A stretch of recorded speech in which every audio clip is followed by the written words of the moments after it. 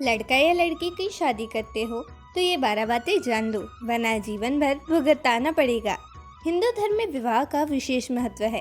कहा जाता है कि जोड़ियां ऊपर से बनकर आती है, बस नीचे उन्हें खोज कर मिलाया जाता है। जब हम रिश्ता पक्का करने के लिए इतनी जांच पड़ताल करते हैं, तो फिर आखिर विवाह का मुहूर्त निकलवाने में इतनी जल्दी व लापरवाही क्यों? शायद इस बारे में लोगों को ठीक से जानकारी ही न पता हो कि विवाह किस मुहूर्त में और कब नहीं करना चाहिए। नमस्कार दोस्तों, एक बार फिर से स्वागत है हमारे वीडियो में। तो दोस्तों, आज हम बताएंगे कि शादी कब, किस दिन और किस महीने नहीं करनी चाहिए, जिससे कोई आपको नुकसान न हो। और ये भी बताएंगे कि शादी रात में है, क्यों होती है। ये सब जानकारी वीडियो में बताएंगे। उससे पहले कमेंट में जय माँ लक्ष्मी जरूर लिखें। माता लक्ष्मी आप पर और आपके पूरे परिवार पर सदैव कृपा बनाए रखे। तो चलिए हम आपको बताते हैं विवाह किस मास में, किस नक्षत्र में और किस मुहूर्त में नहीं करना चाहिए।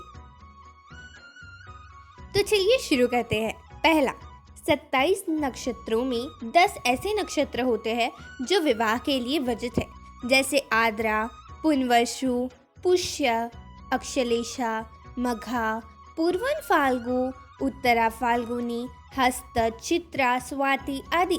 इन 10 नक्षत्रों में कोई भी नक्षत्र हो या सूर्य सिंह राशि में गुरु के नवमास में गोचर कर रहा हो तो विवाह कदापि नहीं करना चाहिए। दूसरा, जन्म नक्षत्र से विवाह होने की तिथि में 10वां, 16वां, 23वां नक्षत्र में अपनी बड़ी संतान का विवाह नहीं करना चाहिए।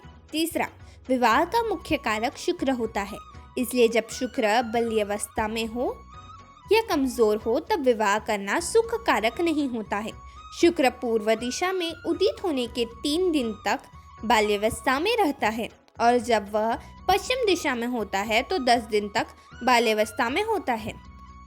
शुक्र अस्त होने से पहले 15 दिन तक कमजोर अवस्था में रहता है और शुक्र अस्त होने से 5 दिन पूर्व वृद्धावस्था में रहता है। इस कारण में विवाह नहीं करना चाहिए।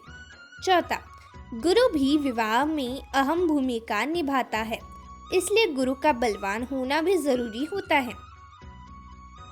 यदि गुरु बाल्यावस्था, वृद्धावस्था या कमजोर अवस्था में भी विवाह जैसे शुभ कार्य करना उचित नहीं होता है। गुरु उदित व अस्त दोनों परिस्थितियों में 15-15 दिनों तक बाल्यकाल व वृद्धावस्था में रहता है। इस दौरान भी विवाह नहीं करना चाहिए। पांचवा, विवाह कार्य के लिए वर्जित समझा जाने वाला एक यज्ञ होता है, जिसे त्रिज्येष्ठा कहते हैं। इसमें बड़ी संतान का विवाह ज्येष्ठ माह में नहीं करना चाहिए और ज्येष्ठ महीने में उत्पन्न लड़के लड़की का विवाह भी ज्येष्ठ महीने में नहीं करना चाहिए। छठवा, त्रिबल विचार।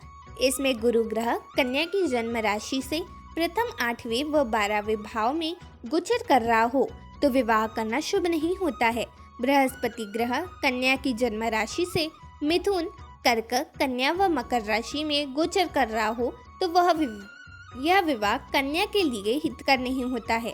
गुरु के अतिरिक्त सूर्य व चंद्रमा का गोचर भी शुभ होना चाहिए। सातवां, चंद्रमा मन का कारक होता है, इसलिए विवाह कार्य में चंद्र की शुभता व अशुभता का विशेष ध्यान रखना चाहिए। चंद्र अमावस्या से 3 दिन पहले व 3 दिन बाद तक बाल्यावस्था में रहता है। इस समय चंद्रमा अपना फल देने में असमर्थ होता है। चंद्र का गोचर चौथे व 8वें भाव में छोड़कर शेष भावों में शुभ होता है। चंद्र जब पक्षबली, त्रिकोण में, स्वारिशी, उच्च व मित्र क्षेत्री हो तो विवाह करना चाहिए। 8वां, सगी 2 बहनों का विवाह एक घर में या एक लड़के से नहीं करना चाहिए। 2 सगे भाइयों का विवाह 2 सगी बहनों से भी नहीं करना चाहिए। 2 सगे भाइयों का या 2 सगी बहनों का विवाह एक मुहूर्त या एक मंडप में नहीं करना चाहिए। 9वां, पुत्री का विवाह करने के बाद 6 महीने के अंदर लड़के का विवाह न करें और न ही पुत्र का विवाह करने के बाद 6 माह के भीतर पुत्री का विवाह करें। अर्थात सगे भाइयों या बहनों का विवाह 6 माह के अंदर करना शास्त्रों के अनुसार वर्जित है। 10वां, विवाह के गंडांत मूल का भी विचार करना चाहिए। जैसे मूल नक्षत्र में पैदा हुई कन्या अपने ससुर के लिए कष्टकारी मानी जाती है। अक्षलेषा नक्षत्र में जन्मी कन्या अपनी सास के लिए अशुभ होती है। ज्येष्ठ नक्षत्र में उत्पन्न हुई कन्या अपने जेठ के लिए अशुभ होती है। इन नक्षत्रों में जन्मी कन्या से विवाह करने से पूर्व इन दोषों का निवारण अवश्य करना चाहिए। 11वां, शादी से के लिए सबसे शुभ दिन सोमवार, बुधवार, गुरुवार, शुक्रवार। इन दिनों को विवाह के लिए काफी शुभ माना जाता है। 12वां, रात में शादी क्यों होती है? रात में शादी करने के मुख्य कारण है कि हिंदू धर्म में सूर्य और चंद्रमा को प्रधान देव या प्रत्यक्ष देव कहा गया है। इसी वजह से हिंदू धर्म के ज्यादातर संस्कार सूर्य व चंद्रमा को साक्षी मानकर किए जाते हैं।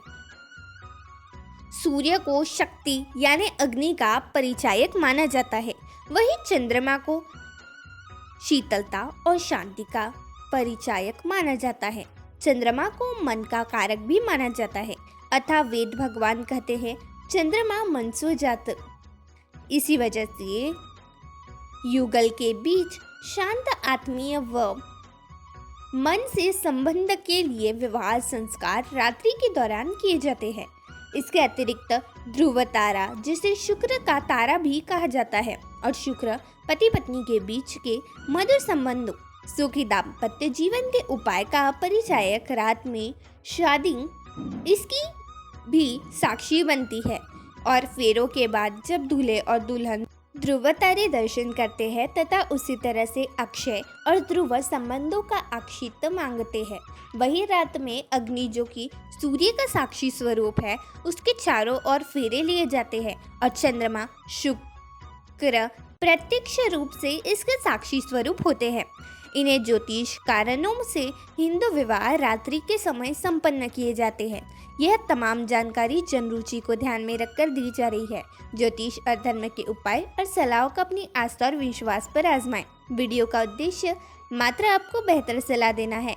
इस संदर्भ में हम किसी प्रकार का कोई दावा नहीं करते हैं। दोस्तों, यदि हमारी वीडियो अच्छी लगी हो तो वीडियो को लाइक और चैनल को सब्सक्राइब जरूर करें ताकि हमारी अगली जानकारी आप तक पहुंच सके। धन्यवाद।